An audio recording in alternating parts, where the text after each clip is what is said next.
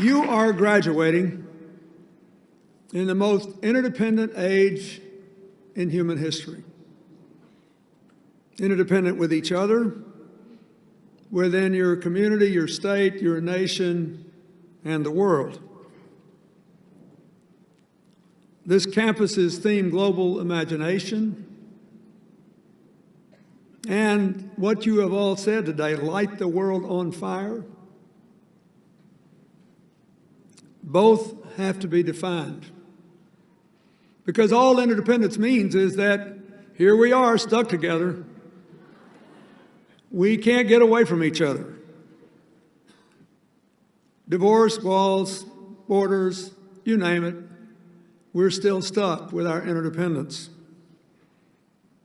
And so whether we like it or not, for the rest of your lives, what happens to you will in some measure be determined by what happens to other people, by how you react to it, how they treat you, how you treat them, and what larger forces are at work in the world.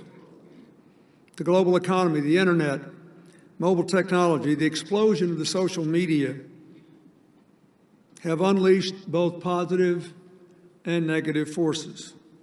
The last few years have seen an amazing explosion of economic, social, and political empowerment.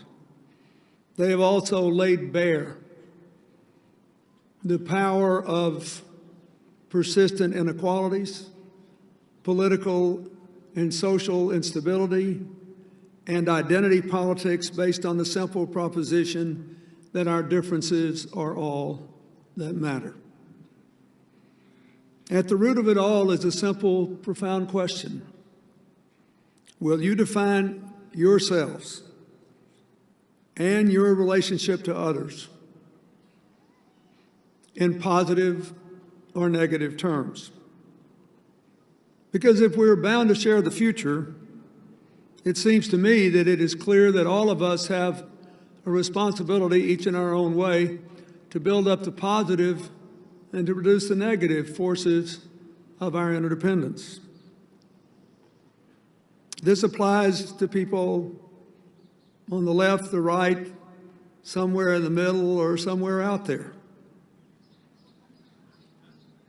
There are so many people who feel that they're losing out in the modern world because people either don't see them or they see them only as members of groups that they feel threatened by. The young people pushing for immigration reform, clinging to DACA and DAPA, hoping to make their way in a country where their future is uncertain, feel that way. The young people in the Black Lives Matter movement feel that way.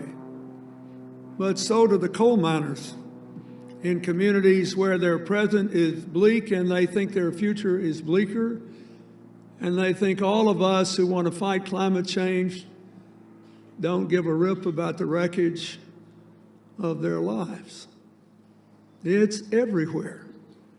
When we try to drift apart in an interdependent age, all we do is build up the negative and reduce the positive forces of interdependence. What does set the world on fire mean anyway? It means you can set the world on fire by the power of your imagination, by the gift of your passion, by the devotion of your heart and your skills to make your life richer and to lift others. Or it means you can set the world on fire.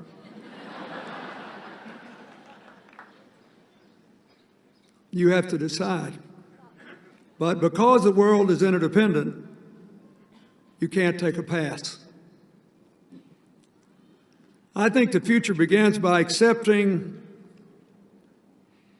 the wonderful instruction of our very first Jesuit Pope. Pope Francis has fostered a culture of encounter. Where my foundation works in Africa, in the hills of Central Africa, nobody's got any kind of wheeled transportation, so everybody meets each other on foot. And when people pass each other on paths, and one says, "Good morning, hello, how are you?" the response translated into English is, "I see you. I encounter you. You are real to me." Think about all the people today, yesterday, and tomorrow you will pass and not see. Do you really see everybody who works in a restaurant where you'll go after here to have a celebratory meal? Do we see people that we pass on the street who may have a smile or a frown or a burden they can barely carry alone? When we passionately advocate for the causes we believe in, have we anticipated all the unanticipated consequences so that we can take everybody along for a ride to the future we imagine? When Pope Francis tells us to engage in a culture of encounter, he's thinking about the LMU students in this class who, since they were freshmen, have performed almost 200,000 hours of community service. That's a fancy, thank you. That's a fancy, elevated way of saying you saw a need and you stepped in to solve it, and you did it not only because it was the morally right thing for other people, but because it made your life more meaningful. That's the way you want to set the world on fire. The young people that were mentioned in my introduction who've been part of our global initiative community for university students made very specific commitments. They promised to mentor high school girls to help them overcome any preconceived notions of their own limitations. They promised to help the victims of domestic violence and violence against the homeless. They promised to provide more capital to small business people in Haiti through microcredit loans, something that means a lot to Hillary and me personally, because for more than 40 years since we took a honeymoon trip there, we've cared about them and believed in them. They promised an educational exchange with the National University of Rwanda. We can learn a lot from them because they lost 10% of their people in 90 days to a genocide in 1994, and they came back because they refused to be paralyzed by the past. They joined hands across the lines that led to all that bloodshed to create a common future. That's what's at the heart of your restorative justice program here. Instead of figuring out who to punish, figure out how to repair the harm. Instead of focusing on getting even for the past, focus on how we can share the future. It's at the heart of your efforts here to improve the juvenile justice system. You, without knowing it, have often embodied the future of positive interdependence we hope to build. You can't have shared prosperity and an inclusive community unless we believe our common humanity is even more important than our incredibly interesting differences. And so I will say this again. On every continent, think of the struggles in Latin America, think of the political struggles and social and economic struggles in America, think of what's going on in Asia, think of what's going on in Africa, think of how Europe is dealing with this influx from the Middle East of the largest number of refugees since World War II, and all the conflicts within all these countries and whether they should keep Europe together. Every single one of these is part of an ongoing battle to define the terms of our interdependence. Will we do it in positive or negative terms? Are we going to expand the definition of us and shrink the definition of them? Or shall we just hunker down in the face of uncomfortable realities and just stick with our own crowd? It'll be a bleaker future if you do that.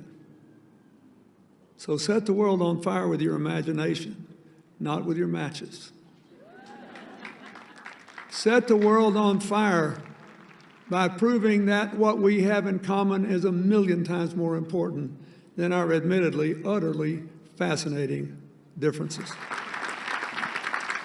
If every day we all get a little better in seeing everyone we encounter, physically or virtually, if we remember that a very short life,